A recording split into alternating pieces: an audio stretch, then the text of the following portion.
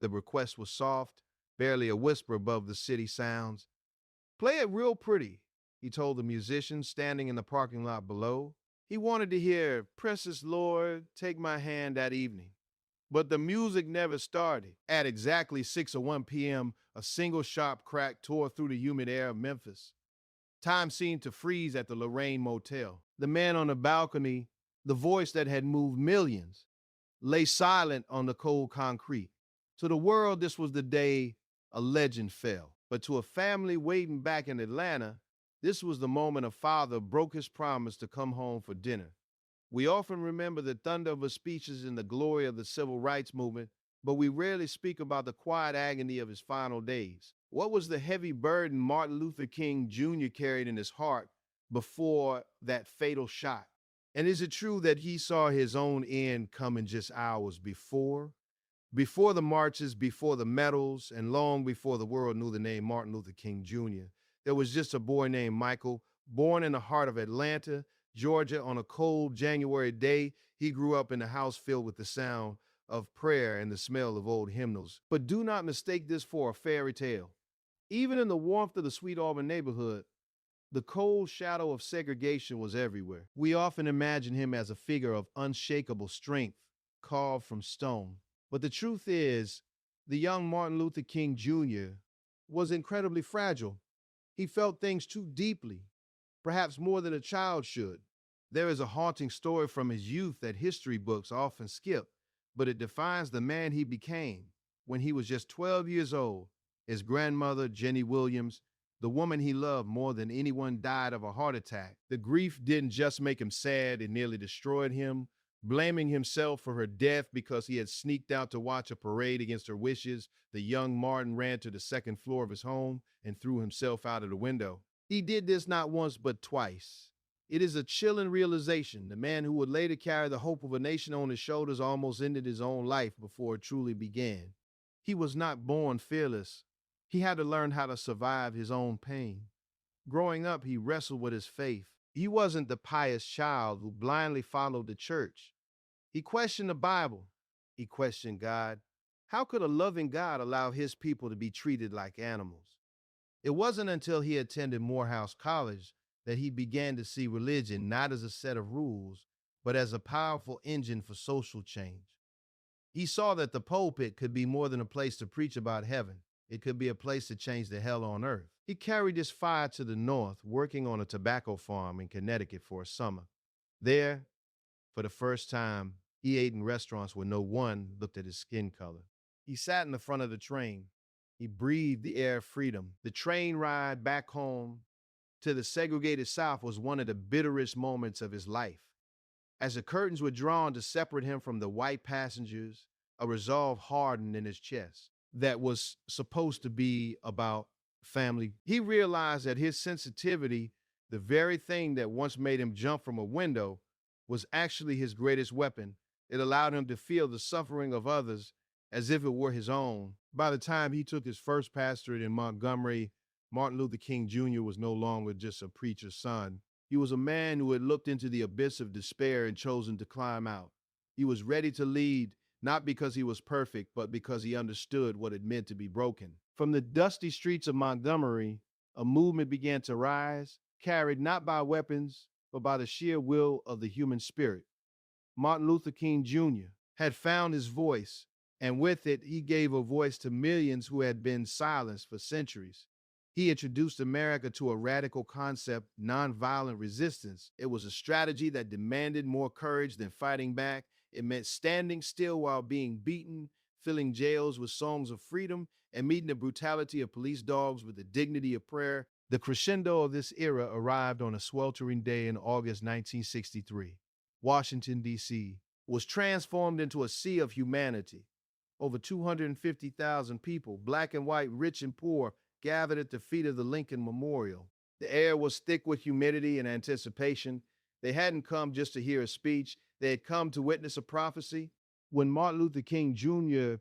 stepped up to the microphone, he looked out at the faces of a nation at a crossroad. History tells us about the prepared text he held in his hands, but the magic happened when he left the script behind. Urged by the gospel singer Mahalia Jackson, who shouted, "Tell him about the dream, Martin," he improvised the words that would echo through eternity. "I have a dream" was not just a political slogan, it was a spiritual demand. For 17 minutes, he painted a picture of an America that didn't exist yet, a place where his four little children would not be judged by the color of their skin, but by the content of their character. That day, he didn't just speak to the crowd, he spoke to the soul of America. The civil rights movement had shifted from a regional struggle to a moral imperative that the world could no longer ignore. The impact was seismic.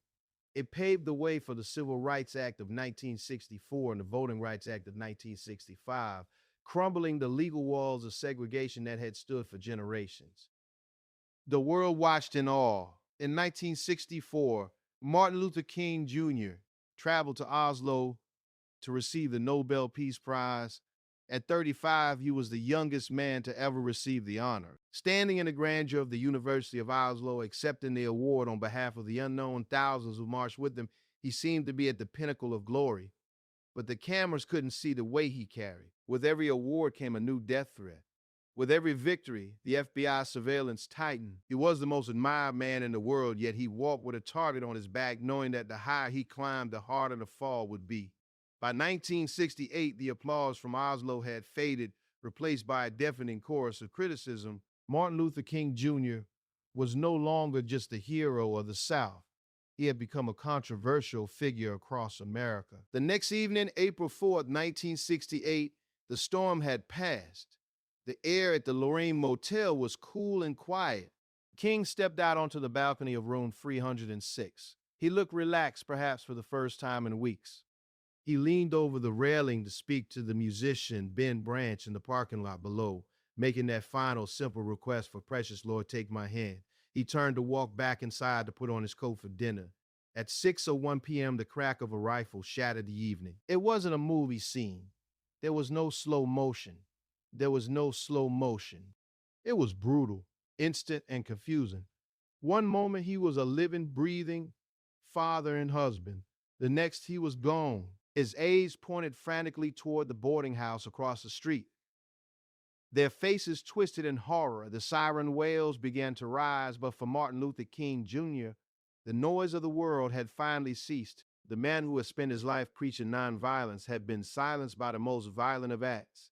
He was only 39 years old. News traveled faster than the fire. Within hours of the announcement from Memphis, America was burning. It is a tragic irony that the violent death of the apostle of nonviolent resistance triggered the greatest wave of social unrest since the Civil War. Over 100 cities exploded in grief and rage. From Washington, D.C. to Chicago, smoke rose into the night sky, obscuring the stars. It was as if the dam holding back centuries of pain had finally broken and the river of anger flooded the streets. But while the cities burned, a different kind of fire spread across the globe, a fire of solidarity. The world didn't just lose an American preacher, it lost a moral compass. In London, Paris, and sprawling cities across Africa, people wept for a man they had never met. Flags flew at half-staff in countries that had nothing to do with American politics. They understood that Martin Luther King Jr. belonged to everyone. He was not just fighting for the rights of Black Americans, he was fighting for the soul of humanity. The tragedy forced America to look in the mirror. The bullet that struck him at the Lorraine Motel was meant to kill the dream, but instead it immortalized it. President Lyndon B. Johnson, deeply shaken, urged Congress to pass the Fair Housing Act just days later, a final legislative victory for the civil rights movement signed in King's honor. Yet the most profound reaction wasn't in the laws passed, but in the quiet resolve of those who remained. The people realized that the messenger was gone, but the message had to survive. The silence of Martin Luther King Jr. became a deafening roar that no bullet could ever silence. The world saw that you can kill a man, but you cannot kill an idea whose time has come. Decades have passed since the sirens faded in Memphis. We have built statues of stone and named boulevards in his honor, but the true monument of Martin Luther King Jr. is not made of granite. It is found in the quiet dignity of a father teaching his son to love instead of hate. It is found in the courage of anyone who stands up when it is easier to stay seated. His life was short, cut down in the middle of a sentence, but His words have outlived the assassin's bullet. He left us a legacy of hope, a belief that the arc of the moral universe is long, but it bends toward justice. But remember, it does not bend on its own. It requires our hands, our voices, and our persistence. He never reached the promised land he saw through the storm that final night. That journey is left to us. Every time we choose understanding over anger, every time we bridge a divide rather than build a wall, we are finishing the song that was silenced on the balcony of the Lorraine Motel. The dream did not die with the dreamer. It woke up in all of us.